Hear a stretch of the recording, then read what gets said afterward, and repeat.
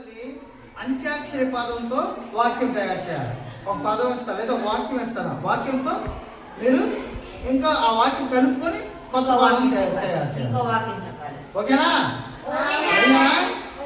Okay రండి. నేను ఒక పదం ఇస్తాను. ఆ పదాన్ని పూరించుకుంటూ మీరు ఆ వాక్యానికి కొత్త వాక్యం ఒక్కొక్క తయారు చేసుకుని చివరి వరకు రావాలి. ఓకేనా? ఓకేనా? రాజు రాజుతో చెప్పండి. ఇతని పేరు రాజు. ఇతని పేరు రాజు. రాజు మంచి బాలుడు. ఇతని పేరు రాజు. రాజు బాగా చదువుతాడు. మంచి బాలుడు. రాజు మంచి బాలుడు. రాజు బాగా చదువుతాడు. ఇతని పేరు రాజు. రాజు మంచి బాలుడు. రాజు బాగా చదువుతాడు. రాజుకు మంచి మార్కులు వస్తాయి. ఇతని పేరు రాజు. ఇతను రాజు మంచి బాలుడు. రాజు బాగా చదువుతాడు. రాజుకు మంచి మార్కులు వస్తాయి. రాజుకు ఆటలంటే కూడా చాలా ఇష్టం. ఇతని పేరు రాజు. రాజు మంచి బాలుడు.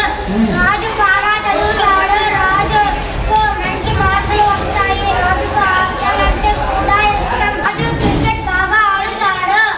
నెక్స్ట్ చెప్పమ్మా. ఇతని పేరు రాజు. రాజు మంచి బాలుడు. రాజు బాగా చదువుతాడు. రాజు మంచి మార్కులు వస్తాయి. రాజుకు ఆటలంటే కూడా ఇష్టం.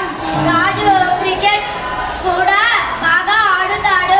రాజు ఒక్కరోజు కూడా బడికి సెలవు పెట్టాడు. ఇతని పేరు రాజు. రాజు మంచి బాలుడు. రాజు బాగా చదువుతాడు.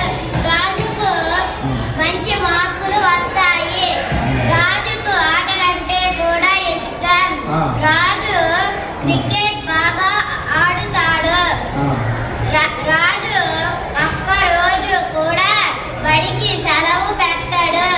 రాజు నాకు మంచి మిత్రుడు.